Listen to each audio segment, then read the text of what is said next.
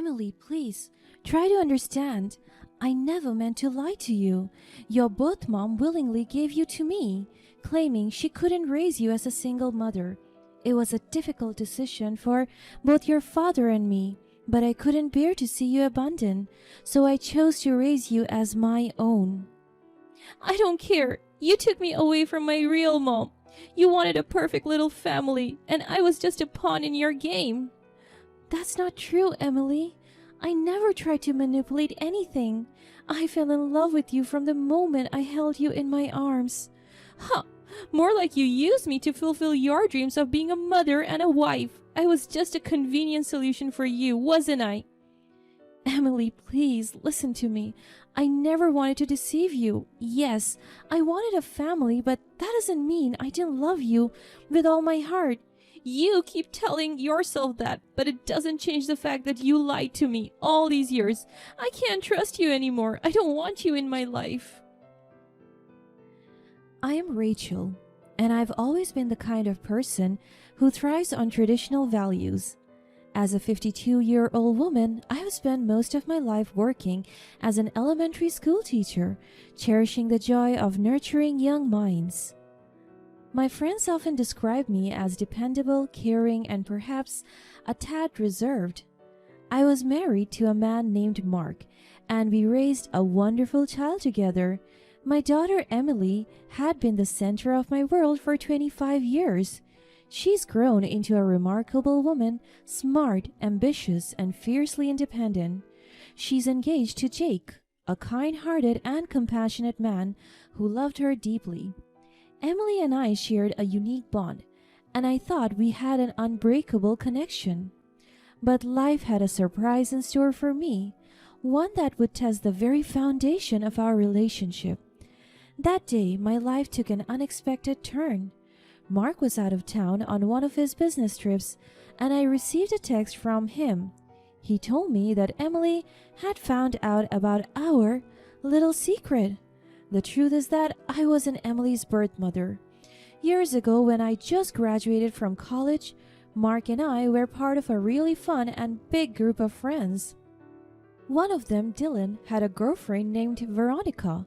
Unfortunately, Dylan passed away in a car accident during his most beautiful year, and Veronica was left alone with Dylan's child. She was really depressed at that point because she didn't want to have a baby alone. When she gave birth to the child, she left it in our hands. Then she fled the city and cut all contact with us. Nobody knew where she went. That baby was Emily. I had never thought of Emily as someone else's child. She was, and still is, my daughter. She could be difficult to deal with at times, but I really cared for her. But perhaps I was spoiling her a little too much, just to make up for the fact that Mark and I had kept that secret from her for years. Now I'm wondering, how did she even find out? I didn't even have time to process the message that Mark left me. It was not long after Mark's revelation that our daughter confronted me. Emily was angry and hurt, feeling that I had deceived her all these years. She accused me of pretending to be her real mother and taking her away from her birth mother, Veronica. I tried to explain that Veronica had willingly handed Emily over to me, demanding money in exchange. At the time, she claimed she couldn't raise a child as a single mother and vowed never to see Emily again. I had felt a mix of emotions, but above all, I couldn't bear to see this tiny, innocent life abandoned. So I took Emily in, hoping to give her a better life. But it seemed like Emily wasn't in the mood to listen. Emily, please, try to understand. I never meant to lie to you. Your birth mom willingly gave you to me, claiming she couldn't raise you as a single mother. It was a difficult decision for both your father and me, but I couldn't bear to see you abandoned, so I chose to raise you as my own. I don't care. You took me away from my real mom. You wanted a perfect little family, and I was just a pawn in your game. That's not true, Emily. I never tried to manipulate anything. I fell in love with you from the moment I held you in my arms. Huh, More like you used me to fulfill your dreams of being a mother and a wife. I was just a convenient solution for you, wasn't I? Emily, please listen to me. I never wanted to deceive you. Yes, I wanted a family, but that doesn't mean I didn't love you with all my heart. You keep telling yourself that, but it doesn't change the fact that you lied to me all these years. I can't trust you anymore. I don't want you in my life. I never wanted to hurt you, Emily. I'm sorry if I did, but cutting me out of your life won't change the past. Can't we find a way to work through this? No. I have made up my mind. I don't need you, and I certainly don't need your fake love and lies anymore. Just stay away from me and my wedding. I understand that you're upset and angry, but please know that I love you, and I always will. If you change your mind, I'll be here for you. I highly doubt that, but it doesn't matter. I have my real mom, Veronica, and she is coming to my wedding. I'll be surrounded by people who truly care about me, not someone who pretended to be my mother. Wait, what are you saying? Then Emily stops responding. She simply wasn't convinced by my explanation. It hurt to hear her say those words, but I couldn't deny that she was right about one thing. I had wanted a family and had hoped Emily would fill the void in my heart. After that conversation, I was devastated by her decision, feeling like I had failed as a mother. I was also overwhelmed. What did she mean when she said that Veronica was coming? Also, I couldn't help but feel betrayed by Mark for telling Emily the truth behind my back. I tried calling and texting Mark, but to my frustration, he didn't respond to any of my attempts. I thought I was going crazy because no one was explaining to me what had happened. Finally, someone reached out to me with the truth, but painfully, it was Veronica. Well, look who it is. The little saint who raised my daughter all these years. Veronica, is that you? Of course. What? You thought I was dead or something? Why are you back? It's been so long and you cut us out of your life. Oh, please, spare me the act. I'm back in town and I'm ready to take back what's rightfully mine. What do you mean? Emily is my daughter. I raised her as my own. You left her willingly all those years ago. Like I care about that now. I was young and stupid back then, but things have changed now and I want my daughter back. You can't just barge in after all this time and claim her like she's some possession. Emily is a person with feelings and a life here. Oh, but it doesn't matter, does it? You see, your dear husband Mark has been on my side this whole time. Emily's going to believe everything Mark tells her. What? That's not possible. Mark would never betray me like that. Oh, he already has, darling. You were so busy playing the devoted wife and mother that you never saw it coming. Mark has always been secretly in love with me. No, that can't be true. Mark loves me. We have been through so much together. Please, Rachel, open your eyes. He never stopped loving me, even after all these years. And you know what's even more delicious? Our little Emily. She's Mark's daughter. What? That can't be true. You were with Dylan back then. He was supposed to be... Oh, please, Rachel. Do you really think she looks like Dylan? Look at her and look at Mark. She has his dreamy eyes, don't you think? She's his daughter, not Dylan. How could you do this, Veronica? I needed someone to take care of Emily while I was gone, and you were all willing to play the part of the devoted mother. You're heartless, Veronica. To use me? To use Emily like this? How could you? Life isn't a fairy tale, Rachel. You should have known better. Oh, poor Dylan. He had no idea. Spare me the act, Rachel. You were so happy to be a mom. It's a good thing that he's gone because he would have been in my way to success. How could you say that? Oh, for God's sake, you're pathetic. I'm done with you here. Have fun living alone for the rest of your life. I felt like my heart was being ripped apart. The love and trust I had once shared with Mark now felt like a distant memory. In the midst of all the turmoil, I decided to cancel the payments I had made for Emily's wedding. It was a painful move, but I couldn't bring myself to support an event where I felt unwelcome. I had previously planned to use up almost all of the savings I had after years of working, just to make my daughter happy.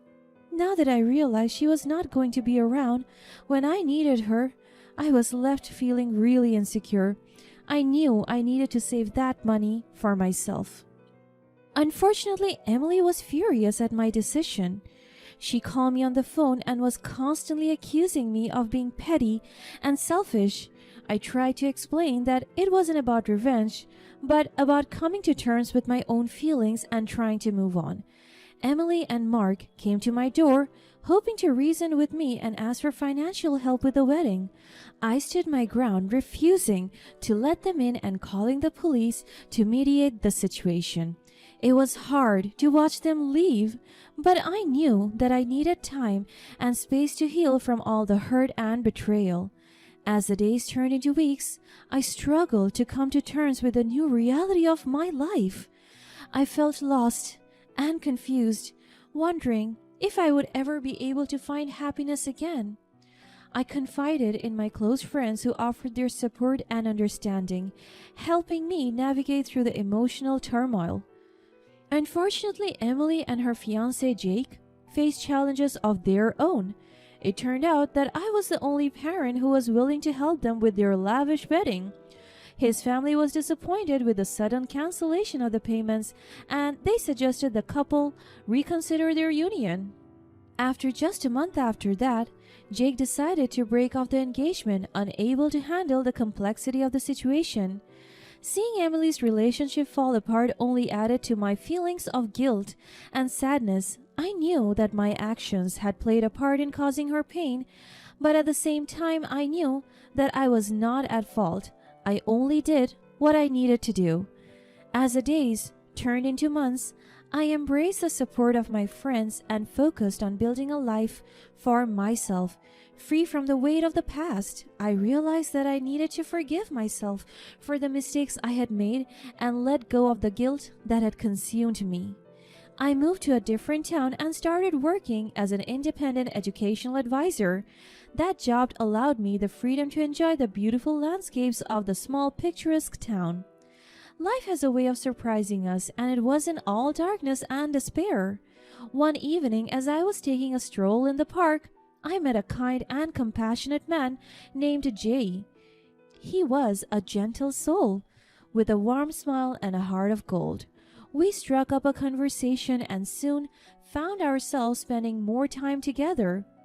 Jay brought laughter and joy back into my life, and I began to feel hope for the future. A few months later, I received an unexpected call from no one else but Emily. I was bracing myself for mean accusations and petty lies. But from the other end of the call, Emily was crying. "Mom, I don't know what to do. Dad and Veronica took all my savings and disappeared. Please help me, Mom. I am so sorry about what happened." "Emily, hold on. Calm down first. What happened exactly?" "They said it was for a business venture and convinced me to invest all my money. The wedding fell through, so I still had some savings." "Oh, God. I should have known better, Mom. I trusted them blindly, and now I'm left with nothing. I feel so stupid." "Emily, I'm sorry that happened. I don't know what to say." "I should have seen the signs, Mom. Veronica was always so charming and convincing. I wanted to believe in them, and now they have left me with nothing, not even a penny." "Okay, tell me, when did you last talk to them?" "I don't know, a few days ago. God, I feel like such a failure." "Okay, I'll call the police, alright? Just try to stay calm. We'll figure this out." "I don't want to burden you, Mom. You've already done so much for me, and now I'm causing more trouble. I'm so sorry about what happened. I feel like everything is falling apart." "Alright, Emily.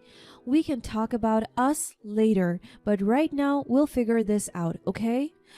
"Okay." My heart pounded with a mix of anger and determination. I couldn't let Mark and Veronica get away with what they had done. Jay came to my rescue just when I needed it the most. His connections in the airline business proved invaluable as he discovered that the treacherous duo was planning to catch a flight abroad. I knew I had to act swiftly, so I immediately called the police. With Jay's help, we provided them with all the information we had gathered about Mark and Veronica's plans. The officers assured me that they would do everything possible to stop them from fleeing the country. It was a race against time as Jay continued to gather updates from his contacts in the airline industry. I couldn't help but feel a glimmer of hope knowing that someone had my back during this harrowing ordeal. The weight of the betrayal and deceit crushed me, but I knew I had to remain focused on bringing them to justice. Hours seemed like an eternity as I waited anxiously for the police to act. My heart pounded in my chest with each passing moment, fearing that they would slip away before the authorities could apprehend them. Finally, the moment of truth arrived. Jay informed me that the police had managed to locate Mark and Veronica at the airport just as they were about to board the plane. A sense of relief and satisfaction washed over me, knowing that justice was served. With the police in control, Mark and Veronica were taken into custody. My hands trembled with a mix of emotions as I thanked Jay for his support. His love had proven to be a lifeline during this nightmare. As the news of their arrest spread, I felt a mix of emotions. Part of me was furious at their audacity and heartlessness, while another part of me was grateful for the swift intervention of the police. Knowing that they were behind bars, unable to harm anyone else, brought a sense of closure to the painful chapter of betrayal. In the days that followed, I focused on helping Emily heal from the emotional wounds caused by her father's betrayal. Over time, Emily and I started to rebuild our relationship. We had honest and heartfelt conversations, sharing our pain and regrets. Emily admitted that she had been overwhelmed by her emotions and that she had acted impulsively in the heat of the moment. She came to appreciate the love and care I had given her over the years and see that my intentions had always been genuine. She painfully admitted to me that she was acting like a spoiled brat, and she learned the lesson the hard way. She profusely apologized and promised to try and be a better person. As for me, I found love and happiness with Jay. We built a life together filled with laughter, love, and acceptance. He accepted me for who I was, embracing both my past and present. With Jay by my side, I finally found the peace and contentment I had been searching for all along. Who would have thought I found the love of my life in my 50s? Life had thrown me a curveball, but I had learned to navigate through the storm and find my way back to happiness. My journey was far from easy, but it was worth every tear shed and every painful moment endured. In the end, I emerged stronger, wiser, and grateful for the second chance at love and family. As I reflect on my life now, I realize that we can't always control the events that unfold, but we can control how we respond to them. I chose to embrace forgiveness, love, and hope, knowing that they're the keys to unlocking a brighter future.